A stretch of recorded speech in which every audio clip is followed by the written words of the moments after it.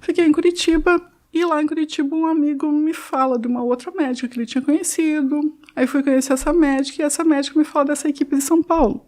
Ela falou, olha, Lu, eu acho que para você agora não seria interessante fazer mais uma embolização. Tinha que fazer alguma coisa maior. Fala com o Dr. Francisco e tal, que ele tem uma equipe que só faz isso em São Paulo. Que aí eu descobri que tinha uma clínica aqui que só tratava malformação arteriovenosa, ou malformações vasculares, que é o meu caso. Aí eu fiz uma consulta, uma videochamada com ele, e ele disse, olha, eu vou ver teus exames e tal, mas eu vou te passar para o Dr. Dove Goldenberg, que é o cirurgião plástico que trabalha conosco, e ele faz 20 anos que ele trata anomalias vasculares. Os dois são membros do Conselho Internacional de Anomalia Vascular. O teu caso para eles deve ser, assim, uma loucura, tipo... Eu acho que sim.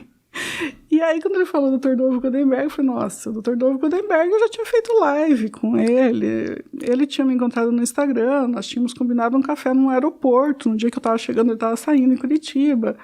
Então, eu já conhecia e eu sabia do que se tratava. Eu já tinha passado muito paciente para o Dr. Dove. Mas eu nunca tinha chegado como paciente porque eu pensava que não tinha como fazer alguma coisa por mim.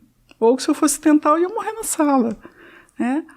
Mas aí naquele momento eu falei, não, tudo conspirou tão a favor, eu falei, é Deus colocando o dedinho para fazer tudo certo. Uhum. Eu falei, então eu tenho que consultar com eles, eu não vou fazer essa cirurgia aqui em Curitiba, eu vou ver com eles antes.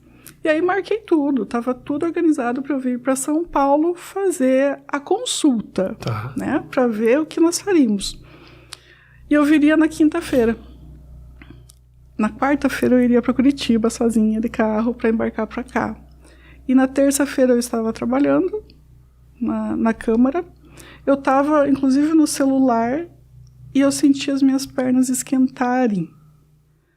Quando eu olhei... Eu estava menstruada no dia ainda, nossa, né, esquentou, pensei que aconteceu alguma coisa. Quando eu olhei, aquele lugarzinho que tinha sangrado tinha feito uma crostinha. Aquela crostinha tinha soltado e era um jato de sangue. Eu só posso comparar aquele jato de sangue como quando você vai fazer xixi, você está muito apertado e você faz xixi, com pressão e não é fininho. Era grosso, assim, era espesso. Na hora eu tentei colocar a mão para tentar segurar e eu lembro que eu cheguei na porta da minha sala, já tinha uma colega na frente, um colega do lado e eu disse, eu tô morrendo. Porque foi o que eu senti, eu tô morrendo. E vai ser difícil eu falar isso porque eu não falei sobre isso ainda. E aí eles vieram com toalhas e tal, mas as toalhas não seguravam. Era muita coisa. Era muita coisa. Aí me levaram para o Hospital Mangueirinha. Mas a nossa cidade é bem pequena, é uma cidade de 17 mil habitantes. Eu fui tratada como uma princesa, mas nós não tínhamos recursos. Então o que eles fizeram lá foi fazer um curativo compressivo, depois eu te mostro uma foto, foi um capacete inteiro.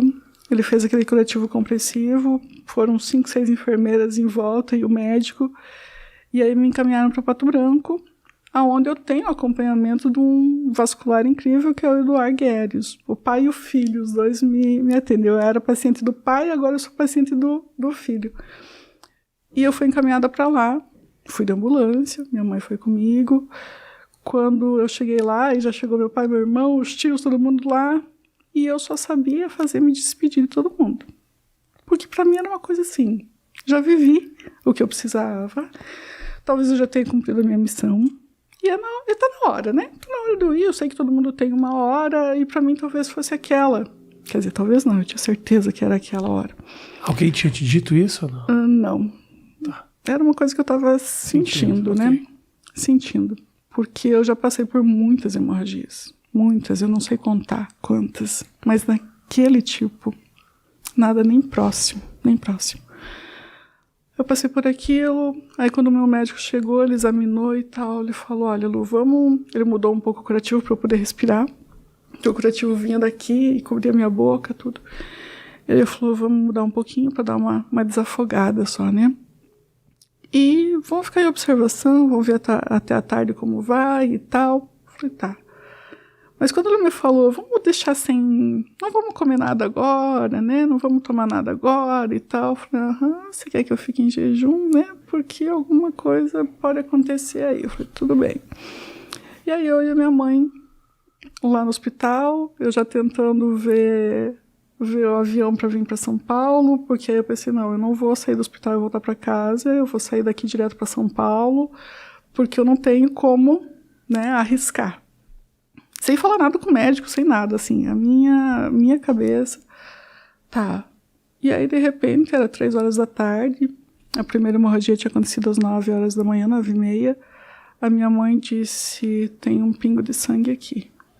Quando ela disse isso, eu disquei no meu celular pro meu médico lá em Pato Branco e dei o celular para ela, e ela correu no corredor chamar a enfermeira. Quando as enfermeiras chegaram, não deu 1 minuto, já estava lavada de sangue. E aí ela tentou comprimir assim com as 2 mãos em cima de mim, a enfermeira-chefe, já chamando todo mundo, mas não tinha. Não parava, escorria sangue, assim, não tinha como. Foi muito maior do que na primeira. Até minha mãe disse que a impressão que dava é que tinha rompido toda. E era só aquele ponto. Só pontinho. Aí veio mais 2 médicos lá do hospital, não deram conta. As meninas da enfermagem vieram com o carrinho, aquele carrinho de ressuscitação. E eu acabei entrando em choque mesmo. Aí quando o meu médico chegou, que é o vascular, o Eduardo, ele chegou... E você vê que eu não chamo ele de doutor porque ele é muito jovem. Uhum. Eu acho que ele fez 35, 36 anos esses dias, ele é muito jovem. E quando ele chegou, ele conseguiu estancar com a mão, assim, trancar ali no lugar certo, né? E já pediu sangue, já pediu sala de cirurgia e me levou correndo para a sala de cirurgia. Ali também eu já me despedi de todo mundo mais uma vez. Nossa. Meu pai e meu irmão chegaram correndo. Eu me despedi e quando eu estava lá no centro cirúrgico esperando para entrar, porque foi muito rápido, né? Muito rápido, eu lembro que o meu irmão entrou. Porque tem um flash aí, tem um buraco negro de uns 10 minutos que eu estava em choque que eu não lembro. Sim. Né? Mas foi o tempo que me trocaram, me arrumaram. E quando o meu irmão entrou lá no centro cirúrgico, na antessala, ele me disse assim, você não vai desistir? Porque eu já tinha dito... Né? Já deu, não fiquem nervoso e tal, porque é isso. Ele disse, não, você não vai desistir agora. E brigou comigo, ele falou brabo comigo. Eu falei, não estou desistindo. Era uma coisa que eu senti, mas eu estava sentindo uma paz em achar que eu estava indo, que estava terminando, a minha passagem por aqui estava terminando. E quando eu cheguei lá dentro, o Eduardo estava lá, assim, tipo, se concentrando, se esquentando, era muito frio. E eu chamei ele pertinho, eu disse, olha, Eduardo, se acontecer, não se culpe, né? É porque era a minha hora de ir, tá tudo certo. Porque eu não sei porquê, mas naquele momento eu pensei, nossa, ele é um cirurgião jovem e ele tem um mundo pela frente, porque ele é extremamente competente e extremamente humano. Sabe aquele médico que é humano, assim, que ele se preocupa com a pessoa, ele não se preocupa em curar o teu corte, ele se preocupa em não te deixar uma cicatriz interna. E aí eu falei isso pra ele porque eu não queria que ele carregasse uma culpa. Eu falei, eu já passei por tanta coisa, por tantos cirurgiões, assim, tão, né, experientes e tal, e não aconteceu, mas talvez essa seja a minha hora e eu quero que ele fique livre disso. E ele chegou do meu lado e disse, não, eu tenho muito pra fazer por você ainda. E ele fez. Ele, a equipe, a esposa dele, a anestesista, todo mundo, que estava todo mundo muito nervoso. Uma prima minha, instrumentadora cirúrgica, ela entrou na cirurgia e aí depois ela me contou tudo, ela disse, olha, Lu, ela faz cirurgia cardíaca, instrumentadora de cirurgia cardíaca, de transplante de coração, tudo isso. Ela falou, nunca vi tanto sangue na vida. Nunca vi. Eu tomei 2 bolsas de sangue lá, daí terminou a cirurgia, ele fez 2 pontos para parar, fez a escleroterapia que lá em Curitiba iriam fazer, aí ficou uma bolha, assim, de inflamação embaixo, né? Então o hemangioma já estava enorme e ficou mais aquela bolha. Isso foi onde? Foi em Pato Branco? Em Pato Branco. O Pato Branco é o nosso polo de saúde regional. Tá. E aí eu fui para UTI, fiquei 2 dias na UTI. Eu disse que foi uma ressignificação da UTI, porque você vai ler e você vai ver o pânico que eu tinha de UTI. Mas lá eu encontrei umas anjas, umas enfermeiras, assim, incríveis, que me cuidaram muito, assim, muito atenciosas e tal. E fiquei 2 dias na UTI, fui pro quarto e tranquila, sabe? Assim, sem ansiedade, tranquilinha. Fui pro quarto, minha mãe ficou comigo o tempo todo, ela só foi pra casa um dia pra arrumar as roupas e tal, pra gente vir pra cá. Aí uma prima ficou comigo lá. Lá eu fiquei muito bem cuidada, assistida, porque a família inteira é de Pato Branco, então todo mundo levando uma comidinha, um docinho, uma coisinha pra Lu, aquela coisa toda tratada como a bonequinha da família, como eu sempre fui. Mas aí o Eduardo já entrou em contato com o Dr. Dove aqui, porque eu falei pra ele, eu quero ir pra São Paulo. E ele me apoiava muito nessa vinda para São Paulo. Ele sabia da expertise do doutor daqui. Ele já conhecia, né? Eu já tinha contado tudo para ele que estava acontecendo. E ele já começou a entrar em contato com o Dr. Dove e eles começaram a agilizar tudo. Aí deu toda aquela questão de Unimed, né? Que o meu plano de saúde Unimed aqui em São Paulo tem umas diferenças. Sim, é a mesma coisa. A Unimed de BH não atende aqui, é um saco. Isso. Aí, tipo, tinha os hospitais que o Dr. Dove atendia, a Unimed não atendia. Ela faz isso. Quando ela tem que fazer exame ou consulta, ela tem que ir pra BH para fazer essas coisas. É um saco. Então... Mas, enfim, que o Dr. Dove conseguiu ele mudar de hospital para me atender. Ótimo. E aí a Unimed, né, o Dr. Dove não atende a Unimed, mas ela cobriu o hospital, ela não cobriu o transporte aéreo que o meu plano não tinha, mas ela, enfim, pagou o médico, pagou o transporte, e aí nós vamos ressarci-los em suaves parcelas, digamos assim, né? Porque eu também não tenho condições financeiras para pagar tudo isso. Agora com esse livro aqui, com as palestras, você vai ver como as coisas vão mudar. Você vai ver. Que bom, amém. Enfim, que aí, quando eu cheguei em São Paulo, nossa, o Dr. Dove me passou assim uma calma, uma tranquilidade, uma serenidade. Ele falou, não, a gente vai fazer, Lu. Ele sempre me chama de Lu, a gente vai fazer assim, assim, assim. Né, foi explicando tudo, falou, doutor, tô nas suas mãos, faz aí, né? Claro, eu sempre encho os médicos de pergunta. Hoje eu tenho consulta com ele, eu tenho 20 questões já anotadas, porque eu preciso me entender. Eu sou muito observadora, eu observo cada tracinho, então eu preciso me entender. E para eu me entender, eu preciso que os médicos me expliquem, né? O por trás daquilo que tá aparecendo. E ele me passou muita segurança e eu fui para cirurgia. Meu pai, meu irmão e minha cunhada vieram de lá. Minha mãe já estava aqui. Eu fui para cirurgia, foi uma cirurgia de 7 horas, se não me engano. E correu tudo perfeitamente bem. Claro, né? Perdi mais muito sangue, tomei mais 2 bolsas de sangue, mas tudo dentro do previsto. Né? Já estava no planejamento. Aí fiquei mais um dia na UTI. Também muito bem tratada. Meu irmão ficou comigo algumas horas lá, me deu comida na boca. Isso é difícil. Imagina, querida. Não posso borrar a maquiagem também. É a primeira maquiagem que eu faço depois da cirurgia, que eu posso borrar. Mas enfim, eu fiquei um dia na UTI.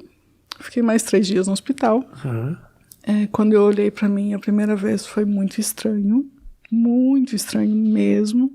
Parece que o meu rosto estava tão pequeno. Parece que eu estava tão pequenininha, assim, estava tão miudinha. Uma tia disse, nossa, que delicadinha. Mas aí, repreendendo ela, disse, não, ela sempre foi delicadinha, mas é que me manjou e tal. Enfim, eu fiquei mais 3 dias no hospital, me acostumando, muito bem tratada. Fiquei mais 5 dias no hotel. Eu e minha mãe, pra gente não sair de São Paulo, assim, né? Falei, vai que precisa de alguma coisa. 5 dias depois, meu irmão veio nos buscar. E aí, voltei pra Mangueirinha. Começou algumas outras questõezinhas. Eu tô com esse curativo porque abriu uma fissura. Fissura essa que a pele abriu pra drenar a inflamação que tinha lá dentro. Perfeito. Né, daquele produto e tal, então estava muito inflamado. Ele tirou quase tudo na cirurgia, mas ainda ficou uns resquícios. Então a gente tá drenando, quer dizer, a gente tá drenando o corpo, drenou, né? E a gente tá observando, tá cuidando. Eu tenho uma enfermeira incrível, a Josi, lá em Pato Branco, que ela vai pra Mangueirinha me ver, ela é da Unimed. E essa é a última cirurgia que você pretende fazer e fez ou não? Então, Rafinha, isso eu não sei ainda. Eu ainda não sei porque hoje na consulta, essa é uma das minhas questões lá pro Dr. Dove. Porque assim, quando a gente estava planejando fazê-la, né, que havia essa possibilidade, eu tinha conversado com o Dr. Francisco Ramos, que é o que faz essa parte endovascular, e aí a gente estava vendo a possibilidade de fazer a cirurgia de ressecção e depois continuar o tratamento com quimioterápicos inseridos via catéter, né? Que aí seria o mesmo procedimento das embolizações, mas em vez de vir o agente embolizante, vinha o quimioterápico. Por quê? Porque o quimioterápico está sendo usado agora nas MAVs para não deixar ela crescer de novo. Porque o que acontece nessa malformação vascular, tanto na artéria venosa como só venosa, o que acontece é que você tira alguns vasos, mas tipo fica uma raizinha que eles começam a se proliferar. Perfeito. E foi isso que aconteceu em toda a minha vida.